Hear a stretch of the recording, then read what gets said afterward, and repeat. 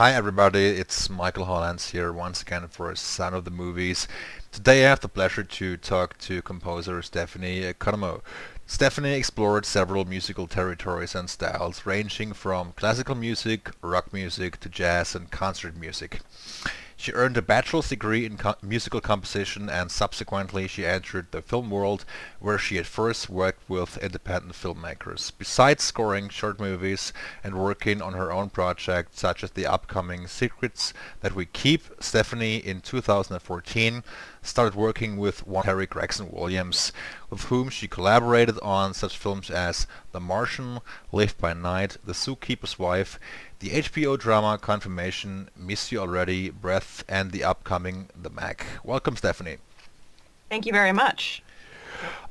Stephanie, when did you decide that you wanted to study music, and when was it clear for you that you wanted to work for film?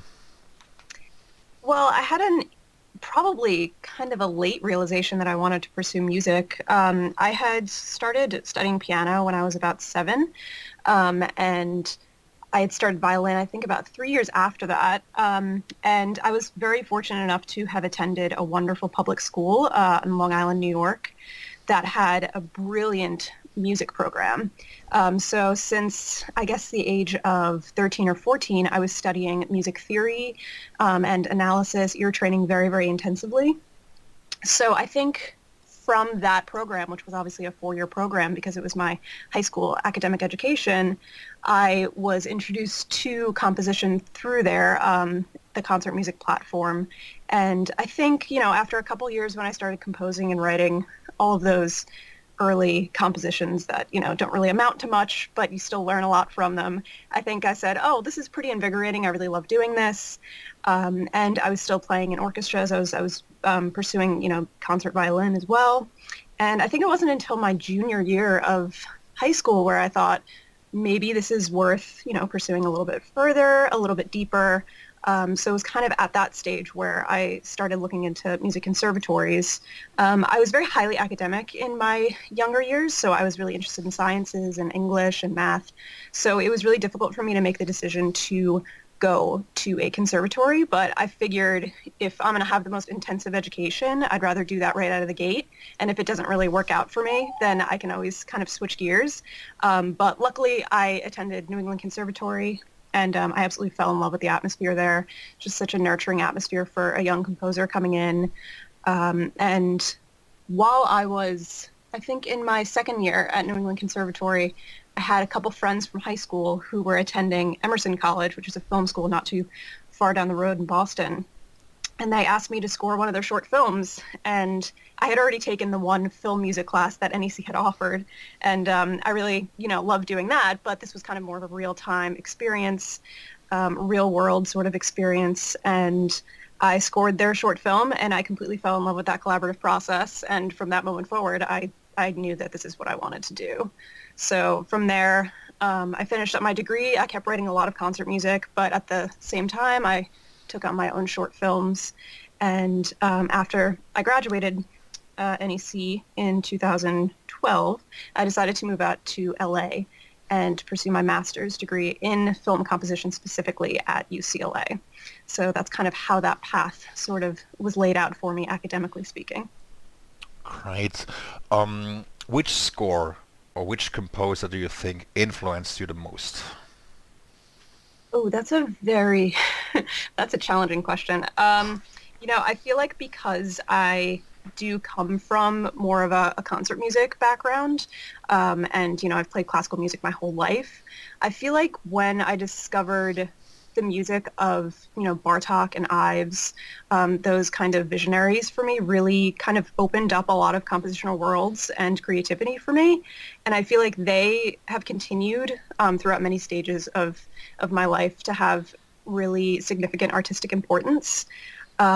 That's in the concert music realm. And then I feel like in film music, I've always admired the scores of John Williams and Ennio Morricone and Thomas Newman, Alan Silvestri.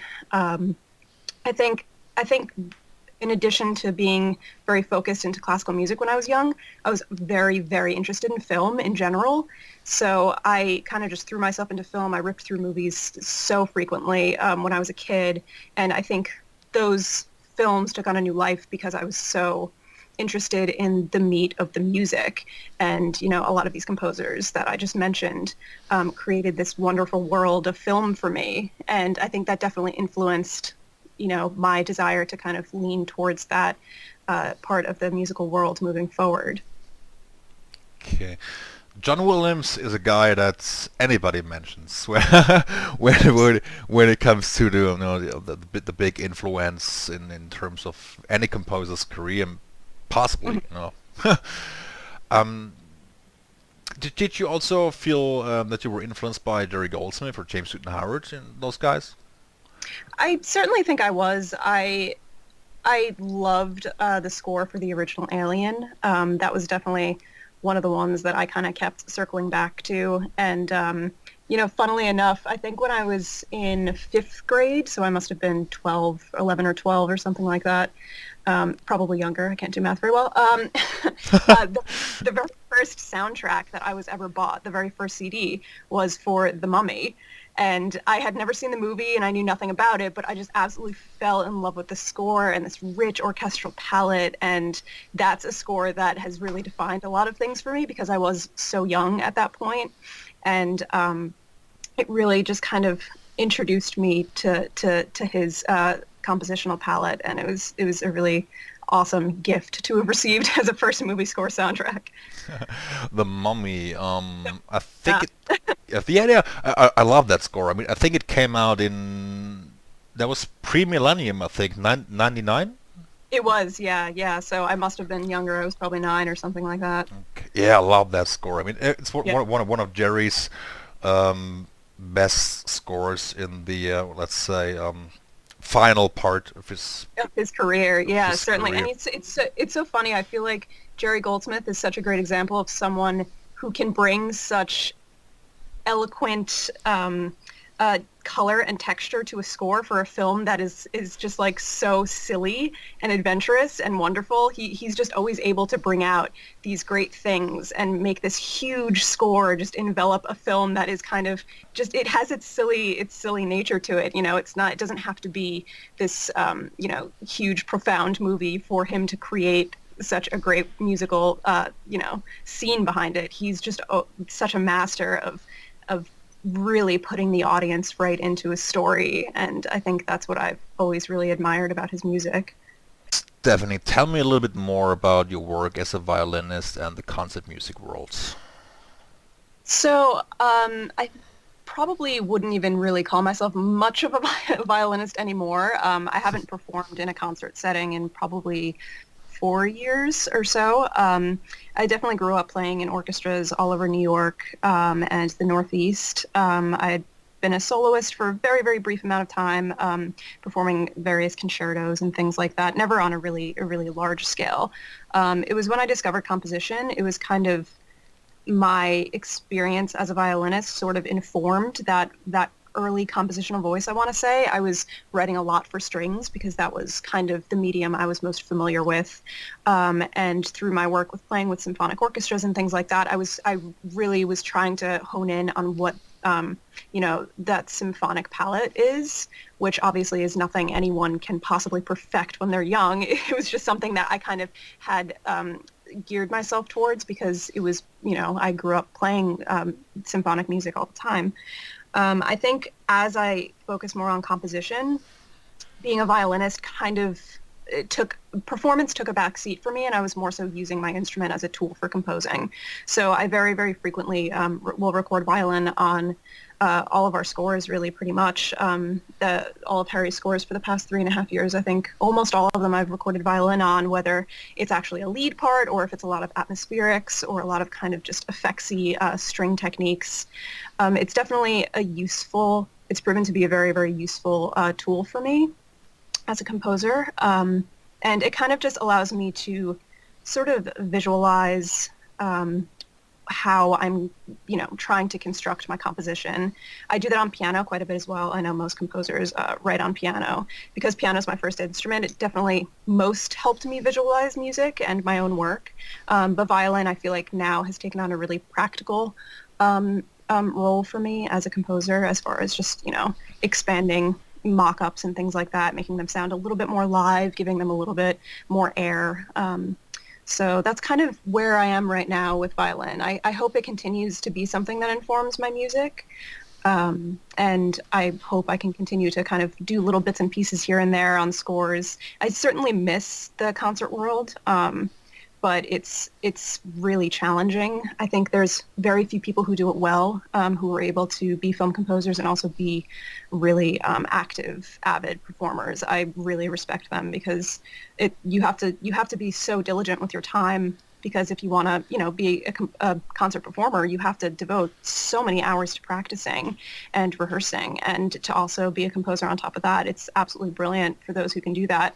For me, I really just kind of chose a focus and devoted most of my energies to that. And that's been fine. I definitely do miss the concert world, but I think I'm pretty confident in my decision to move towards composition, because I don't think I can compete with a lot of the talent that's out there now, especially as a violinist. So I'm very glad I get to utilize at least some of it in the studio setting. Yeah. Okay. You just mentioned the mock-ups.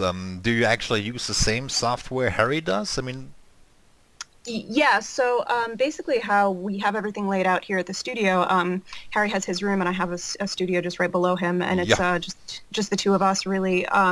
And my room is a clone of Harry's room, so yeah, we use everything, all of the same software, everything's completely identical. That way, when I have to bring a cue up to Harry's room, where he has, he's set up for 5-1, I just monitor in stereo in my room. I'll bring a cue up here and everything links up perfectly. There's no error message. There's no issues. We know that we're using the same tools. So basically we can really seamlessly collaborate and move in and out of one another's music, which proves to be very, very valuable and saves quite a bit of time. And it makes it just an easier process, I think, for both of us. what are you working on right now? In my intro, I mentioned Secrets That We Keep. I think they are still in post-production. Are you still writing music for that, or is it finished? I am not. I actually finished the score for that quite a while ago. They've run into, some of the usual issues that everybody does in post, but they're actually finishing up their dub currently. So they're probably looking to release that to some festivals, hopefully within the next few months. That film was fun to work on. I actually met that director, Ashley Kofelt. I met her at the Sundance Film Festival a couple of years ago, and I just love her mentality about what she creates and just making something that is meaningful, and I really have enjoyed collaborating with her. It wasn't a very involved score for me. It was probably around 20 minutes of music for the whole feature. But I'm hoping that, the music adds the little elements of suspense and a little bit of, the thriller here and there. And it was definitely a fun project to work on, and I hope to work on a few things with her in the future. As far as other projects that we're currently working on, we did just finish the score called The Meg with Harry. Yeah. They're just finishing up the dub for that now, and that will be released next August. And just before we began on The Meg, we did an Australian indie film called Breath, directed by Simon Baker. It's his directorial debut. And that was a super fun one. It's a surfing movie, and it definitely gave both Harry and I, it was just a glimpse into a different kind of composing. I think, the past couple of years we've done scores that were maybe like in both of our wheelhouses, but this definitely challenged us to push outside the boundaries that we're really used to as far as writing goes. So we have a couple rock and roll cues in there, and there's, some really intimate string quartet stuff, and then it just kind of really took on another form, that score, and none of us really knew what it was going to come out to be, what it was going to amount to until the very end. But, Simon Baker was really wonderful to work with. He had never worked with a composer before, and just being on that composing team was very rewarding, because he encouraged us to be experimental. Like, we'll just try this and we'll see how it looks to picture. It's like, oh, if we shift this piece here, if we shift this cue 30 seconds later, how is that going to fall emotionally? And he opened up our eyes to a lot of things that, sometimes you don't have the liberty to do when you're working on a big studio film. We didn't have too much time to write the score before we recorded it, but there was a lot of time to kind of massage the elements we wanted to massage. And we ended up flying out to Australia to record that score. It was an Australian film, so we kind of wanted to do the whole Australian experience. So we flew out to Perth and we recorded an orchestra there and some drum kit. And I think the score turned out really cool, really different than anything I think either of us have done in the past few years. So it was a nice little palate cleanser. And as far as what's coming up next, Harry is signed on to do a Disney nature film called Penguin. Oh, great. He did a Disney nature film called Monkey Kingdom a few years ago, which I was fortunate to work on. And their films are just so wonderful. Absolutely. It's really just such a blank palette for music. I mean, there's such breadth and space, and the photography is just absolutely stunning. And it leaves a lot of room for music to tell the story, which, is obviously a very rewarding thing when you get to compose, to that kind of picture. So I think we're all very much looking forward to that. We went from sharks in the Meg, now we're going on to penguins. So it's been a very animal-oriented year. Hopefully we'll be able to come up with some really fun thematic ideas, and they want like kind of a full-on Disney score, so that'll give us all the opportunity to kind of really sink our teeth into something big and orchestral. Sounds fantastic. I actually did mention that when I spoke to Harry a couple of weeks ago, that animation or animated films usually seem to offer a great opportunity for a composer to kind of write thematic material and to go the orchestral way. And I mean, if you look at the work that Harry has done with John Powell, for instance, it's just so amazing what those guys come up with when it comes to animated films. It's absolutely fantastic. In terms of Harry, I mean, Harry uses, depending on the project, of course, lots of electronics. Have you been comfortable using electronics right away, or was that something that you actually had to get accustomed to? I mean, I think Harry is probably one of the most brilliant hybrid composers. He certainly is. So there was a lot there's constantly things to learn from him. But jumping right in, I was pretty comfortable with working with electronics. I actually have written a bit of electronic music myself. Even though I was, doing concert music and pursuing all that, I actually have written a few electronic music installations. So I've really been interested in manipulating sound for quite some time now. And so, knowing that Harry was a hybrid composer, I was really interested to just kind of see how he works with that musical language and how he incorporates it into his orchestral language and how he marries those two. And I think we both kind of, our sensibilities with hybrid music have always aligned really similarly. So it wasn't too much of an adjustment to me. I think that might not be the right way to say it, but because I've had experience with electronic music, but, he certainly has just such volumes of knowledge on making hybrid music. So there's always something to learn, and I'm always, have my eyes wide open when I'm watching him write music like that. So it's always been part of my musical jargon, and certainly it's so important to him. So every single score we work on, I find it hard to think of a score that I've written on with him where we, haven't had at least some sort of synth element or electronic element incorporated with some sort of live orchestral element, if not just electronic only. So it's definitely something that's important to my palette for sure. If I'm not mistaken, you started out in 2014 for Harry at Wavecrest Music. How did the gig come about? How did you meet Harry, and when was it evident that you would be working at the studio? Well, I met Harry, like I mentioned, I was pursuing my master's at UCLA in scoring for film, and he actually came. This was he had taken a sabbatical around then, I think around 2013, where he left Hollywood, he packed everything up, and he moved to London for a year for a sabbatical. And I actually met him at UCLA right when he came back from his sabbatical. So he was giving a masterclass at UCLA. He's got this awesome masterclass that he has given in many, many different parts of the world, where it's basically just kind of his music and him pulling it apart bit by bit and showing people how he built it. And it's just really wonderful and eye-opening and detailed. And I remember being really blown away by his presentation. And I had met him afterwards, and I was actually just about to start an internship at Remote Control Productions, which is Hans's studio. Yeah. And obviously Harry has come from that world, so his ears kind of perked up a little bit. And he asked me, kind of what sequencer I was using and all these other things that, everybody wants to be asked all the time. And he just kind of said, it was great meeting you. And I was like, yeah, you too. And I didn't hear from him for a couple months. And at I think it was the next semester at UCLA, where it was our film music seminar class, and Harry had given us, through our professor, a scene from The Town to rescore. And we got a week to rescore it, and then we brought it to Harry's studio, and we did a playback and a critique with him. And he was just settling back into LA.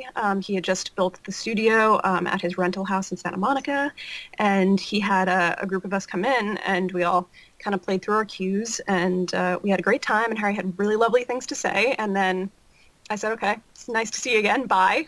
And I think it was another month after that my professor at UCLA, Peter Golub, he said that Harry needed help around the studio, and he asked if I would be available. And I ended up calling the studio, speaking to Paul, who's now my coworker. He said, yeah, can you come in? We just want to sit with you and meet with you. We're just looking for someone part-time, if you can do that, because you're still getting your master's.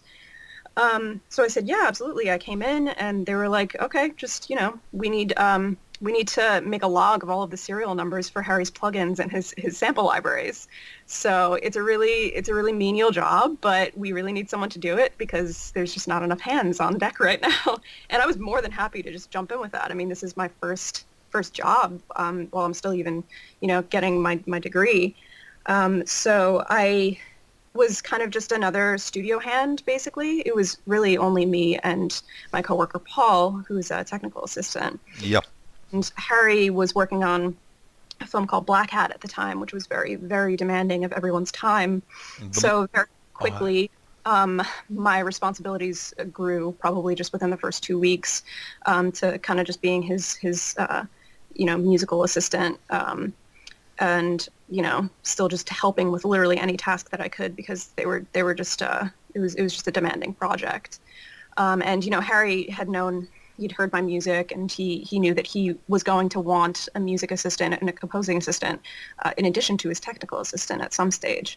So really it kind of just ended up being right place, right time. They just needed another set of hands, and I didn't totally fuck it up, or they didn't totally hate me so much that they believed, and that just kind of little by little they kept giving me more responsibilities.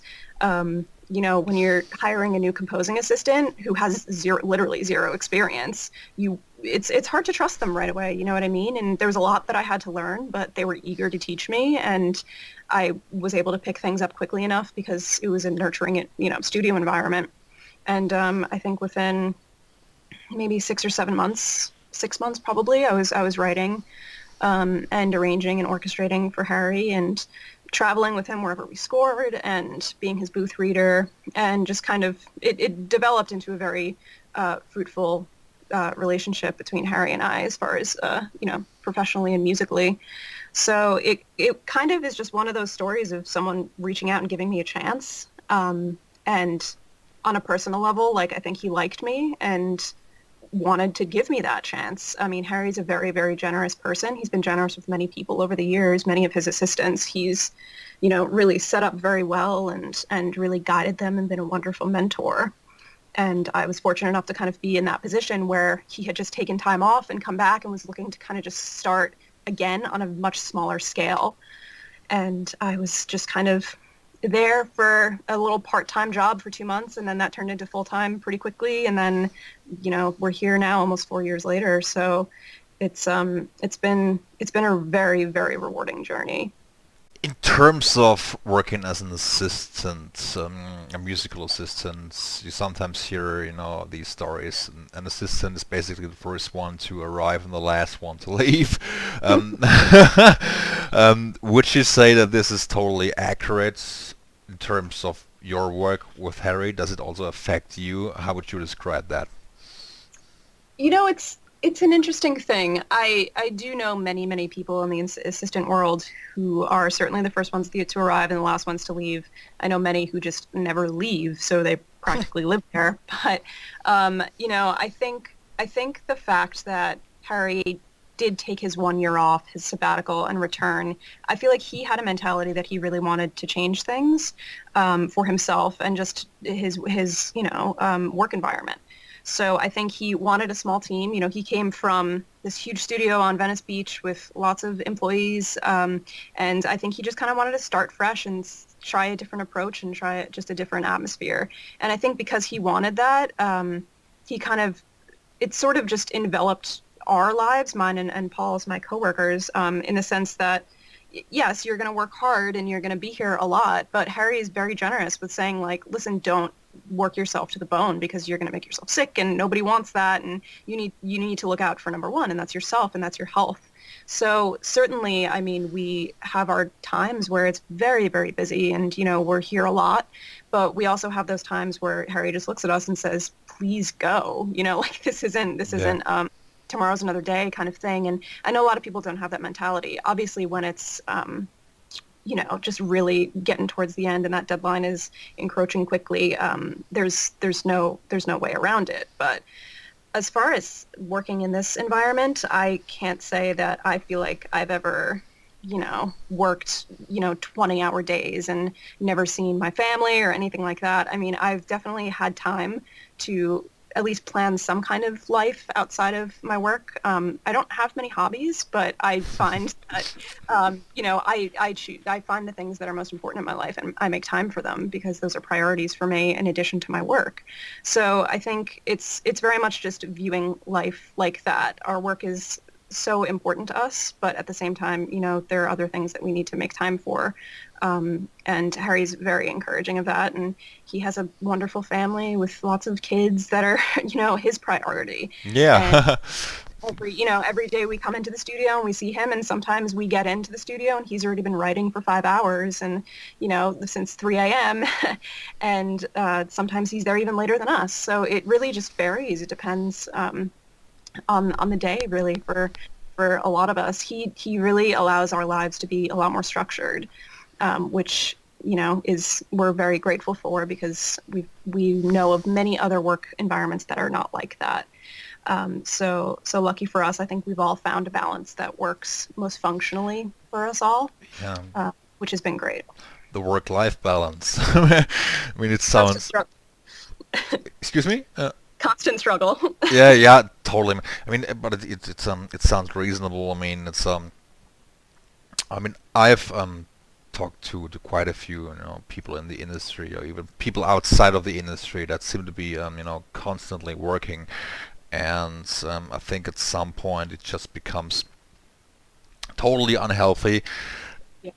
And I know composers who basically work around the clock, and I have no idea how they pull it off. And yeah, I mean it's a really challenging situation because I do know people who just really, they do overwork themselves and they get sick, but they keep going and keep pushing through. And, I don't know what's to be said for that kind of lifestyle. I think if it works for you and it motivates you and it pushes you forward, that's great. But at the end of the day, what functions best for me is I think I need to open my perspective a bit from time to time, I mean, sitting in front of a computer screen all the time doesn't, it doesn't encourage me to be more experimental or try different things.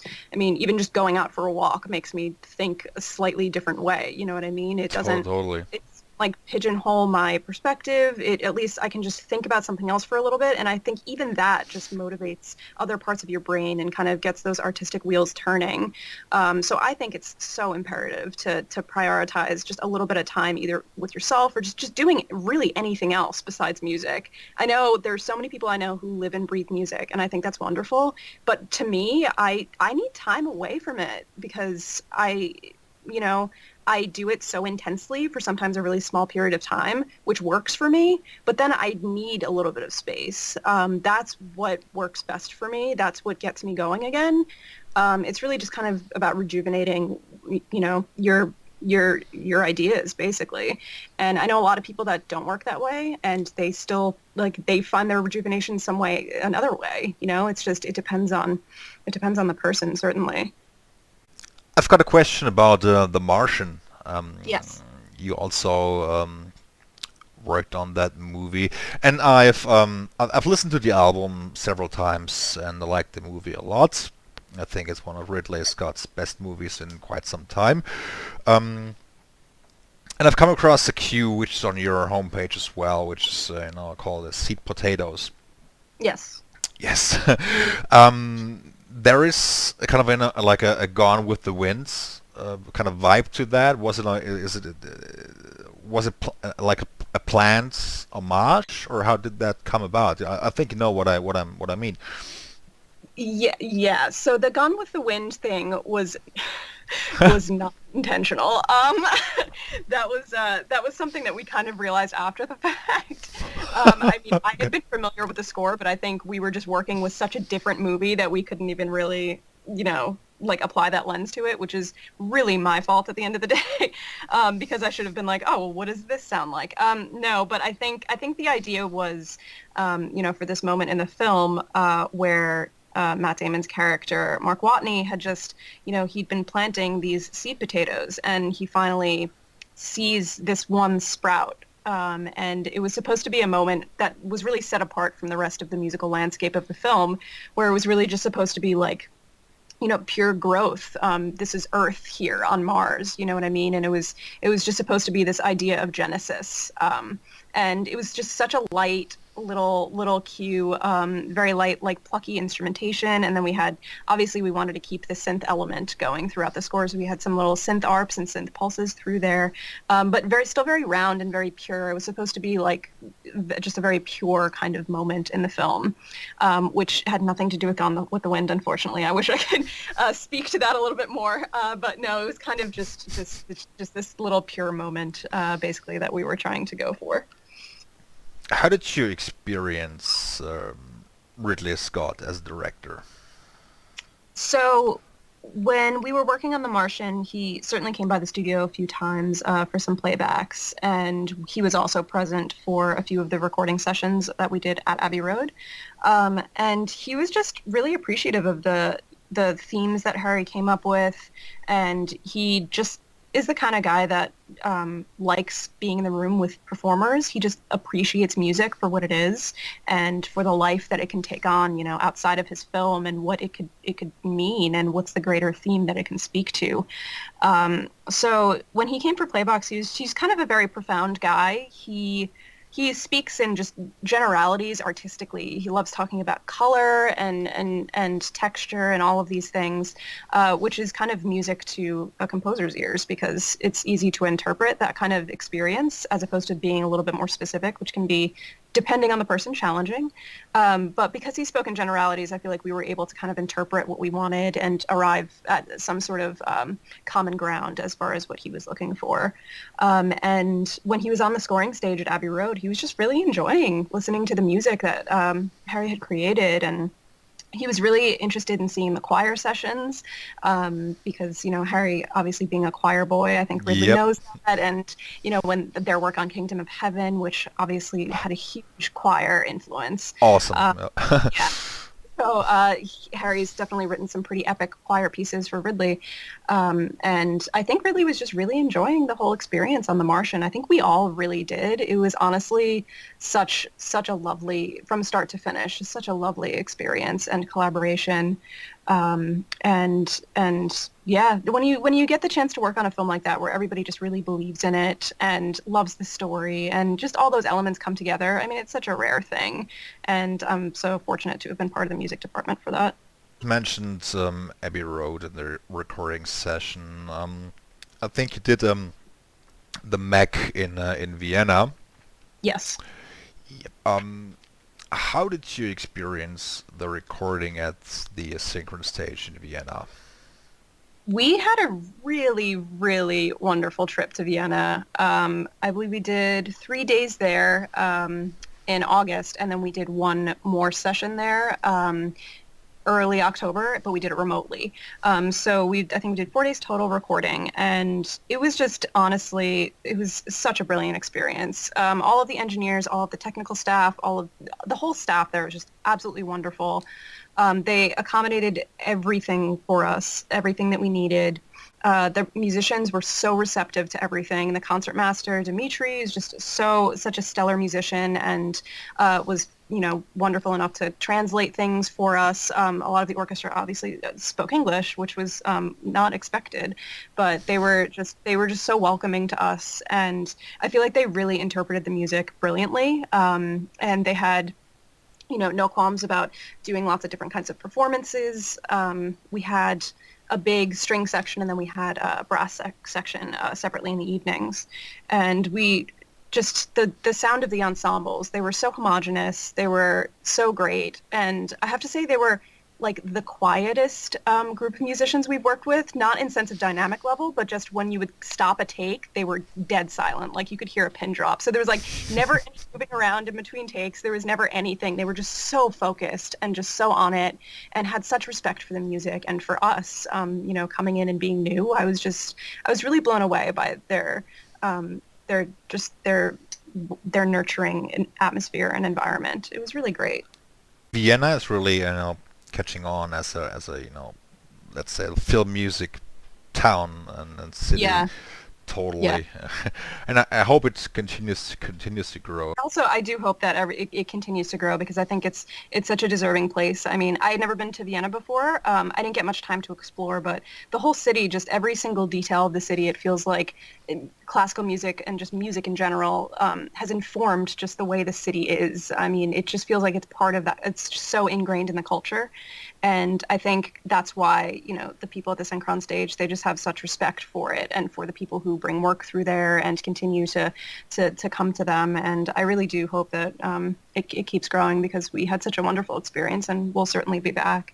I've noticed that you also perform some vocals on Harry's scores. Was singing a part of your musical education, or was it just like, just give it a go? Yeah, the origin of the singing is a very muddled one. I can't really remember where it started. I did grow up singing in choirs in school. I can't say that I chose that. It was actually mandatory, but so I never had anything against singing. I just never saw it as, my primary instrument because I didn't really study it and I didn't really do any of that. It was really just violin and piano that I studied and then later composition. So I did sing in a choir for 2 years when I was at New England Conservatory. Again, that was mandatory, but I still very much enjoyed the experience. And, I was learning different choral pieces that I wasn't familiar with otherwise, which was great because it just expanded my knowledge of that repertory. So when I kind of came to Harry's and I was kind of new here, I didn't even think that I would ever be singing on a score. The first time I recall ever actually recording vocals on a cue of mine was when I attended the Sundance Composers Lab, which was in 2015, which is this wonderful program for composers. They have them for directors and screenwriters, basically sponsored through the Sundance Institute. It's a fellowship program. So I was lucky enough to be chosen for that as a composer. And I remember going up to the labs, which took place at Skywalker Sound. I remember just bringing a mic with me, and I brought my violin, and obviously I made it a point to go to these labs with very, very limited resources because I wanted to try and be a little bit more experimental. The idea for, working within that Sundance community is not to, create the best orchestral mock-up. It's to just like try something new and really push the boundaries if you can. It's a wonderful environment where they kind of encourage you to fail because there's literally nothing. There's no real repercussions to this. It's really just a place where you can experiment, which is really exciting and also quite daunting.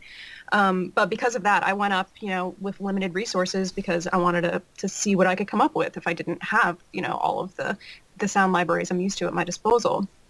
And it was the first cue that I wrote up there, which was a rescore, that I, for whatever reason, just decided to record vocals on because it was supposed to be weird and eerie. And I was like, I don't have a very nice voice. So like, I'm not a trained singer. And that's kind of what this needs, like it doesn't need this beautiful, like refined voice. It just needs like some kind of vocal element that'll just be the underpinning and kind of just like bring this kind of strangeness to it. And I remember that was the first time I ever recorded vocals. And since I came back from Sundance, which is a 2-week program, I came back. And then since then I was just a little bit more comfortable just approaching a microphone and just recording vocals on various things. And I feel silly saying that because I know so many people study, vocal performance for years and years, and there's so many wonderful performers out there. I don't describe myself as a vocalist because of that. I think it's possible to get some cool results if you're not trained in something. You can definitely, maybe get a cool kind of sound. But yeah, I wouldn't describe myself as a vocalist, but I have been asked several times by Harry to record vocals on quite a few of his scores, and it's definitely pushed my technical capabilities as a vocalist. It definitely forced me to kind of really hunker down and actually practice and work with a vocal coach and do those things, because if he feels comfortable enough to throw me on a score as a vocalist and my name's going to be on something, obviously I want to do as much as I can to try and give him the best product that I possibly can within my limited experience. But I've been very fortunate to have had him give me those opportunities because I realized that it's kind of become part of whatever my musical voice even is. I don't really know what that is at this time, but it has become part of, the DNA of my compositions now. It's kind of been ingrained in some of my sounds. Really, I kind of gravitate towards some violin sounds and a little bit of vocals, and whether they're subtle or whether they're overt, it's kind of continued to show up in a bunch of my cues since then. So it's certainly been informing a lot of my musical language as of late. Okay. Do you have a favorite score, favorite project that you've worked on so far? Ooh, yeah, that's really tricky to pick from. I think one of the greatest things about Harry is that he tends to gravitate towards just such diverse projects. He's done these incredible, staggering animations.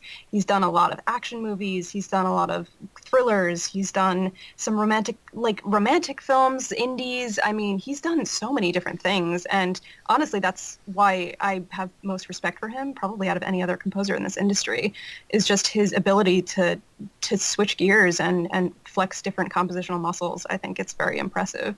And because of that, I've been really grateful to have worked on such a different slew of projects over the past few years. I think my favorite, I think I honestly really enjoyed writing on the Australian film Breath. Mm-hmm. Okay.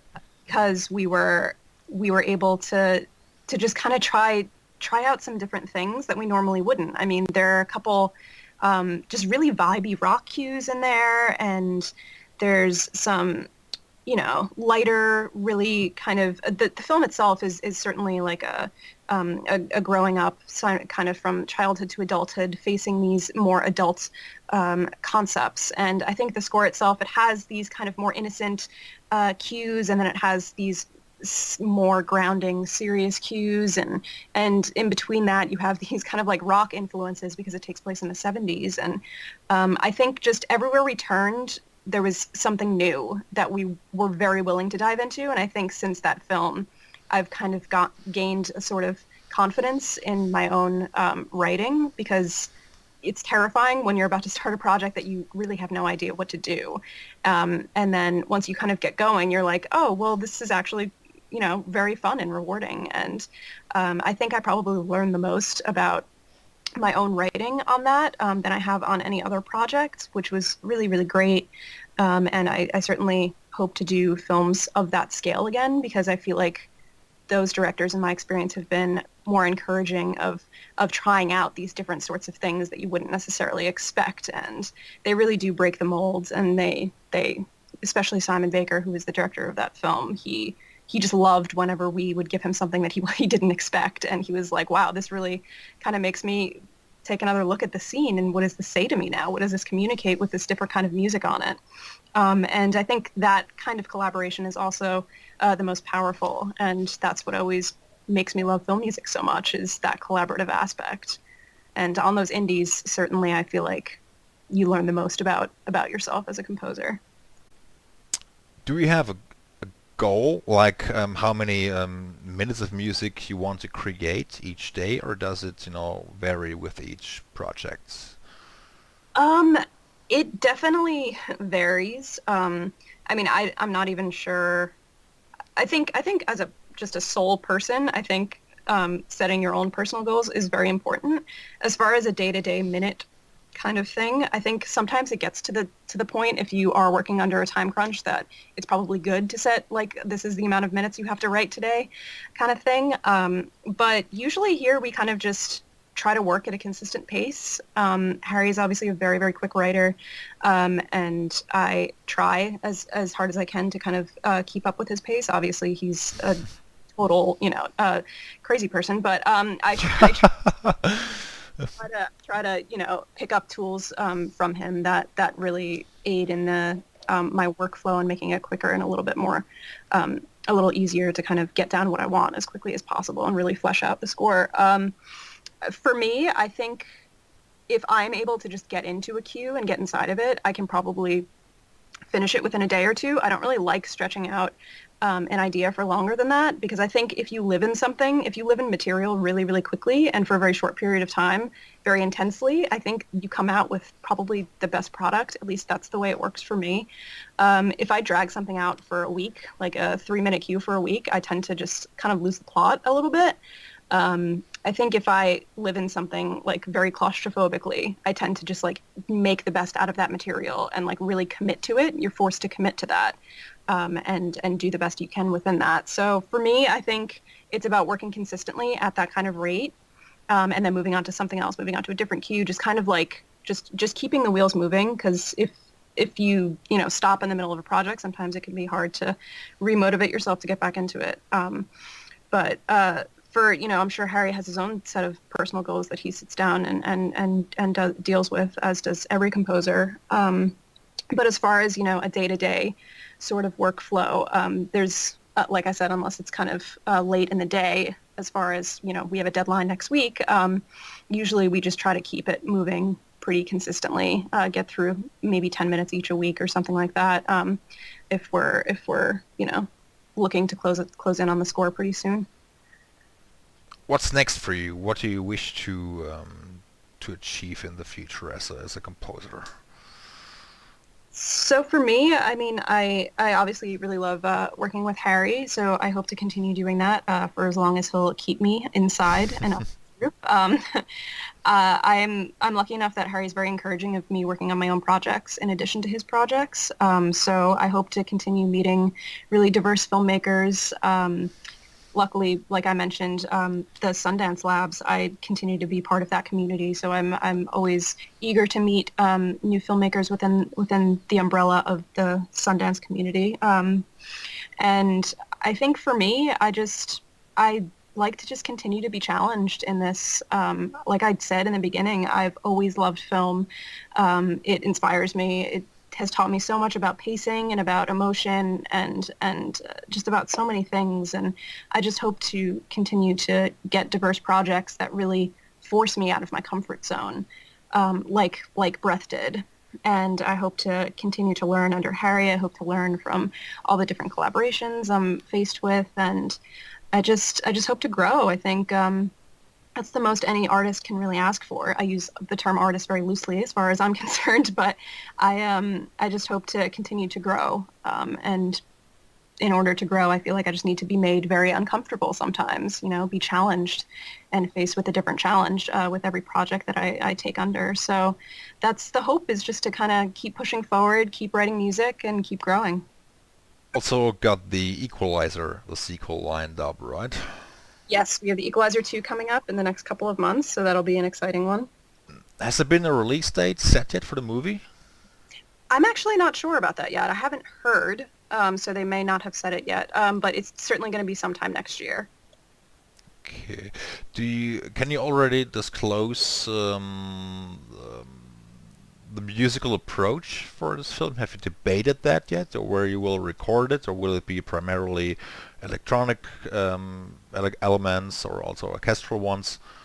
It is still early stages for that for Yep. us, but I think we're looking to kind of sort of evolve what the shape of Harry's original score for the Equalizer looked like. So it is going to be a hybrid score. It's certainly going to have quite a bit of synth-heavy elements as well as orchestral elements. So it's definitely going to be like a straight-up Harry hybrid score with some probably new interesting takes on some of his material from the original.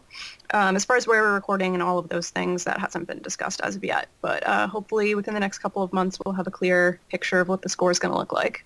Do you wish to add anything to a certain subject? Do you have anything else you would like to add or get off your chest? Just yeah. I don't know. I think your questions were great. I think you covered a lot of things. Definitely. Thank you, thank you. I hope it was a very good conversation. We've gone for almost an hour here. Time flew by. I mean, it was. It did. Well, and I hope that you mentioned Sundance, and you are obviously a part of the women's composers in Hollywood, and I totally hope that you get the chance to work on whatever project you want, and that you can explore your musical goals, because obviously I don't think there are enough, let's say, female composers out there, and I think we are really at an impasse here, where the behavior towards female composers really just needs to change in general. I think there's been a lot of exposure lately, showing that we're not invisible. The Alliance for Women Film Composers, I think, is just a really brilliant resource for just anyone to see, hey, look, there's hundreds of female composers. The thing that I hear most commonly is, why aren't there any female composers? And the fact is, there are hundreds of them. There's so many. We're just not offered the same opportunities, which is just kind of what it is at the end of the day. There's been a general lack of opportunity for women in Hollywood for film music and many, many other realms of Hollywood. So I do certainly hope that the tides are changing. I'm very, very glad that this is a continued discussion, and I'm glad that many people are thinking about this as a greater issue than they were before. Obviously, I'm very fortunate to work in an environment where I have a mentor who supports me and celebrates me because I am a female composer. And I think from the very start, he was hoping to hire a female composing assistant. So he set out to do that thing, and he created an opportunity where he noticed there was a lack of one. So I think if the mentality starts to shift towards that, to say like, okay, well, I need an extra set of hands, someone to help on the score. If someone just says, hey, I know this really great female composer and she's looking to, break into this industry, I just hope that there's more of a kind of community consciousness within the composing world that notices that this is a problem and does concrete, concise steps to alter it. The conversations are great to keep going, but now we're at a stage where we really need to put that into action. So hopefully we'll be seeing, a change in this industry soon. yeah, who knows? I mean, hopefully it will turn out well, and but who knows what's gonna happen? Hopefully there will be progress in that area. Yeah. One can only hope. Exactly. really appreciate you asking me to do this interview because, being a composing assistant and, writing for someone else, it's sometimes very hard to just even open up a dialogue with people about what this experience is like, It's always sometimes like behind closed doors, but, Harry's, like I said, he's very much championing me to be a composer, obviously in my own right. And I just really appreciate you, taking the opportunity to just even ask me to do this. Thank you. Stephanie, let me just say once more that it was really a pleasure to talk to you. It was a great conversation, and yeah, I will talk to you soon. See you soon, and thank you very much. And I hope you have a nice day. And give my regards to Harry. I certainly will. Thank you so much, Michael, and it was my pleasure as well. Thank you so much. Thank you. Bye bye. Okay.